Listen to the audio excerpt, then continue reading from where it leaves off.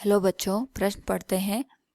30 degree उन्नयन कोण वाले एक नत तल के आधार से 36 से 60 डिग्री के कोण पर एक बॉल को 10 वर्गमूल 3 मीटर पर सेकंड के वेग से फेंकते हैं। यदि g बराबर 10 मीटर पर सेकंड वर्ग हो तो कितने समय बाद बॉल वापस नत तल से टकराएगी। तो सबसे पहले हम यहाँ पे मुख्य अवधारणा की बात करेंगे और यहाँ पे हमारे पास जो मुख्य अवधारणा है वो बनेगी प्रक्षेप्य गति। तो जब भी हम किसी वस्तु को किसी कोण के साथ यहाँ पे फेंकते हैं तो वह द्विविमीय गति करती है। उस केस में हमें यहाँ पे एक 30 डिग्री उन्नयन कोण का एक नत तल दे रखा है, यानी ये झुका हुआ तल है। यहाँ पे ये कोण बन रहा है 30 डिग्री और हम यहाँ पे जो हमें ये 36 दे रखा है इससे 60 डिग्री पे एक बॉल को फेंकते हैं 10 वर्गमूल 3 मीटर पर सेकंड के वेग से। तो ये कोण अगर 30 डिग्री है तो ये बचा हुआ कोण भी हमारे पास यहाँ पे 30 डिग्री हो जाएगा, क्योंकि पूरा कोण यहाँ पे 60 डिग्री का बन रहा है। तो सबसे पहले अगर हम यहाँ पे देखें तो जो हमारे पास बॉल होगी इस तरीके से हमारे पास यहाँ पे गति करते हुए, प्रक्षेप्य गति करते हुए यहाँ तल से टकराएगी। तो हमें यहाँ पे बताना है कि बॉल यहाँ पे वापस कितने समय बाद टकराएगी। तो सबसे पहले हम देखते हैं कि जो हमारे पास तल है वो खुद झुका हुआ है, तो जिस वजह से यहाँ पे जो गुरुत्वाकर्षण बल की वजह से गुरुत्वीय त्वरण काम करेगा वो तो सीधे ऊर्ध्वाधर नीचे की ओर काम करेगा। लेकिन अगर हम देखें, अगर हम इसको इसके अवयव घटकों में तोड़ दें तो इसके हमारे पास दो घटक बनेंगे। एक बनेगा क्षैतिज घटक और दूसरा बनेगा इसका ऊर्ध्वाधर घटक। तो अगर ये कोण 30 डिग्री है तो ये वाला कोण भी हमारा 30 डिग्री होगा। और जी का अगर हम एक घटक यहाँ पे देखें, ये बनेगा जी कॉस 30 डिग्री, ये ऊर्ध्वाधर दिशा में काम करेगा और ये वाला कोण बनेगा जी साइन 30 डिग्री। तो यहाँ पे हमारे पास अगर हम देखें तो जी को हमने दो घटकों में तोड़ दिया है। अब हम बात करेंगे यहाँ पे कि हमारे पास जो ये आनत तल या हमने इस तरीके से लिया है ये हमारे पास x अक्ष का काम करेगा और ये y अक्ष का काम करेगा। इससे जो भी हम यहाँ पे कैलकुलेशन करेंगे उसमें हमें आसानी होगी। तो सबसे पहले हमने यहाँ पे वस्तु को u वेग पे फेंका है, तो हम यहाँ पे लिखेंगे फेंकने का वेग। तो ये हो जाएगा हमारे पास 10 वर्गमूल 3 मीटर पर सेकंड।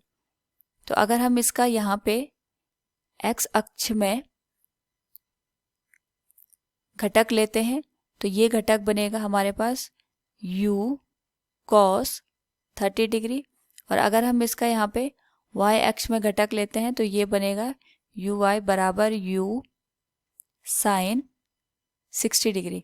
इसी तरीके से अगर हम देखें यहाँ पे जो हमारे पास एक गुरुत्वीय त्वरण हमने लिया है इसके भी x और y दिशा में दो घटक बन रहे हैं, जिनको हम यहाँ पे लिख सकते हैं कि जो x अक्ष में घटक बनेगा g का, ये बनेगा कि x के दिशा में ये काम कर रहा है, ये बनेगा g साइन 30 डिग्री। और हमारे पास जो y अक्ष में गुरुत्वीय त्वरण का जो घटक बनेगा ये बनेगा g cos 60 डिग्री।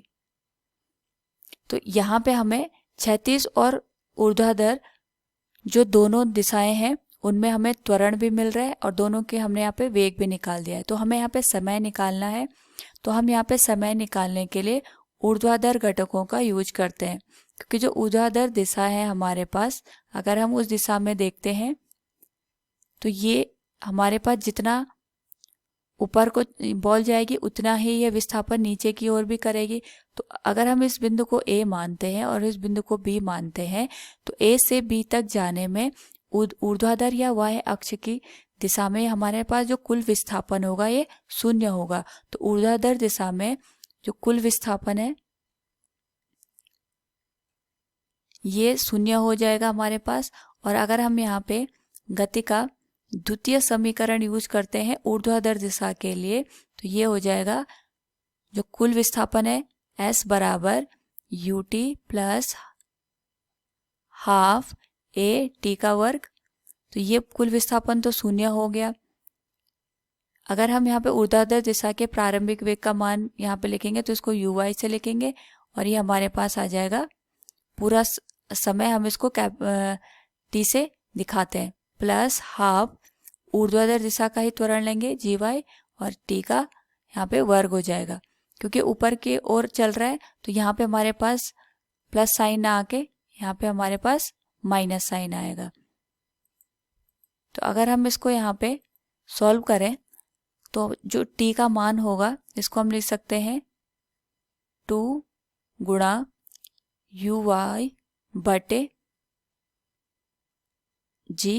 और अगर हम यहाँ पे uy और gy का मान रखें तो हमारे पास जो t का मान होगा ये हो जाएगा 2 गुणा uy है जो वेग का ऊर्ध्वाधर घटक है, ये हो जाएगा u साइन 30 डिग्री बटे gy, ये आ जाएगा g कॉस 30 डिग्री, ये गुरुत्वीय त्वरण का ऊर्ध्वाधर घटक आएगा। तो यहाँ पे जो t का मान बनेगा ये बनेगा 2 गुणा u हमें दे रखा है 10 वर्गमूल 3 साइन बटे कॉस, ये हो जाएगा हमारा 30 डिग्री और बटे में आ जाएगा g का मान हमें 10 दे रखा है तो 10 से 10 कैंसिल हो गया। ये बनेगा t बराबर 2 गुणा वर्गमूल 3 गुणा 30 डिग्री का मान होता है 1 बटे वर्गमूल 3 से वर्गमूल 3 यहाँ पे हट जाएगा तो जो समय आएगा वो 2 सेकंड आएगा, यानी फेंकने के 2 सेकंड बाद हमारे पास जो बॉल होगी वो तल से टकराएगी। सो अगर हम यहाँ पे प्रश्न में देखें तो कितने समय बाद बॉल वापस नाथसल से टकराएगी, तो इसका यहाँ पे उत्तर होगा 2 सेकंड। विकल्प सी हमारे पास सही माना जाएगा। उम्मीद है आपको ये समझ में आया होगा। धन्यवाद।